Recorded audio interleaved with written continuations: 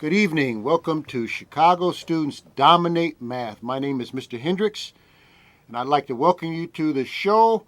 This is a live call-in interactive show brought to you through the facilities of CAN TV. I'd like to have you call in, and I want to serve as your math tutor. I'm a teacher at Providence St. Mel School. So call in with all of your math questions, and I'll do the best I can to answer them. I've got a lot to discuss today. Today we're going to talk about some GED-like problems, and we'll just as soon just jump right into it. It's a sort of a mix-match type problem. It's no one subject, and I just want to jump into it. Let's take a look. Let's zoom in a little bit. There we go. That's a little bit better. All right, so it says a car goes 20 miles in 15 minutes. At this speed, will the car be able to travel 140 miles in 2 hours? Will the car be able to travel 140 miles in 2 hours? All right, so one way of looking, there's no one way to do this problem. But one technique you could use is to figure out how far this first car, which traveled 20 miles in 15 minutes. If the car traveled, there's no one way to do this problem. I'm just introducing one technique. Sometimes we introduce mastery level. We're not going to do that today because I'm going to try to get through a lot of problems. So if this car travels 20 miles in 15 minutes, if it traveled 20 miles every 15 minutes, well, it traveled, you could determine that you could calculate the number of miles it traveled in 2 hours. And it's a lot of ways you could do just that. One way to do that is to understand that a minute is the same thing as a certain number of hours. 1 hour is 60 minutes. 1 hour is 60 minutes. All right? So you could figure out how far this car traveled in hours. All right? So another thing that you could do is if you took 20 miles, if the car traveled 20 miles in 15 minutes, you could come to the understanding you could just multiply this by 8. If you multiplied this by 4, you'd get an hour. But if you multiplied this by 8, you would get 160 miles that this traveled in 2 hours. All right, so you just multiplying this by 8, multiplying that by 8, you could figure out that the car traveled 160 miles in 2 hours. So the question is, at this speed, will the car be able to travel 140 miles in 2 hours? Well, it traveled 160 miles in 2 hours. So definitely it would easily travel the 140 here. I'm sorry, that was cut off.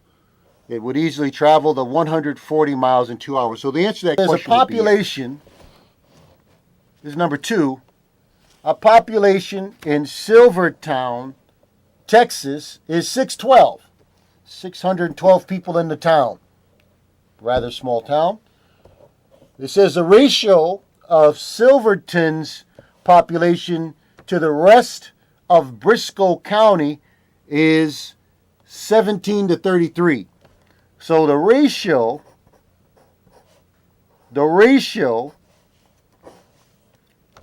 is 17 to 33. Writing a ratio as a fraction. All right. So the actual population, ratio is just, all that's saying is if you had 17 people in Silverton, you'd have 33 people in Briscoe County. What this ratio means, if you double that, let's say, if you had 34 people in Silverton, it'd be 66 people in Briscoe County. So you could multiply this by 3. You'd multiply that by 3, and that would give you the ratio of people. That'd give you the number of people in Silverton versus Briscoe County. So the actual number of people in Silverton was not 17. The actual number of people in Silverton was 612. All right? And you don't know the actual number of people that were in Briscoe County, so that's why I'm putting the X there. Well, you solve for X by cross multiplying. I've done this already. I've made this calculation already. 612 times 33 is 20,196. Multiply those two, you get 20,196 is equal to 17x. Divide by whatever's next to what you're solving for there, which is 17. And you get x is equal to, well, that I didn't do yet. I'll put this in the calculator. I thought I did, but I didn't. All right, so let's put that in the calculator. All right, so you put this in the calculator. You get 20,196, and then you divide by 17, and you get 1,188. 1,188. So this represented X. And X, this was a population in Silverton.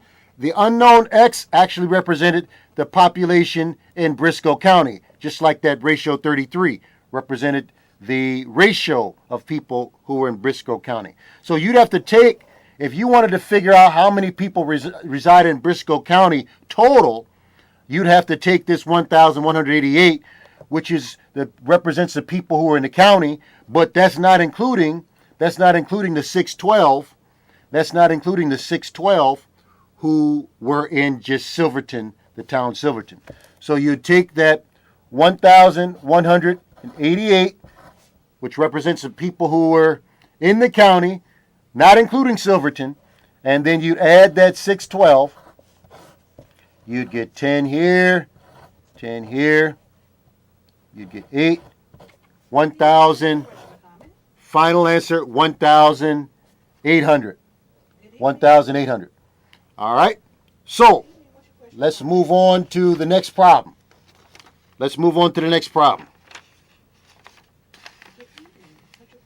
All right. So next problem. Find the percent increase.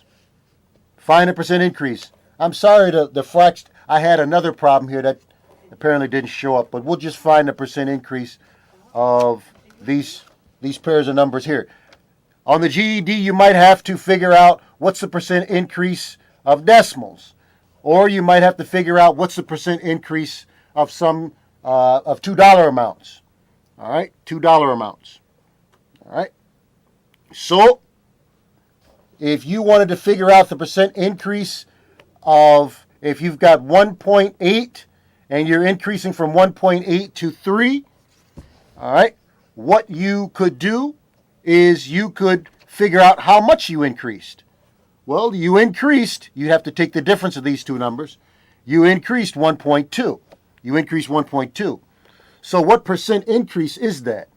You'd have to take that 1.2, you're taking 3.0 minus 1.8, and you're dividing that by what you started out with, which was 1.8. That's what you started out with. You increased the difference. You started out with 1.8, and you'd end up, you'd have to subtract those two.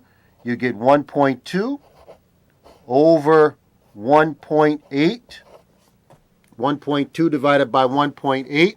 You could do that by hand, but we'll use a calculator just to accelerate the number of problems, increase the number of problems we can get through. So let's take that 1.2.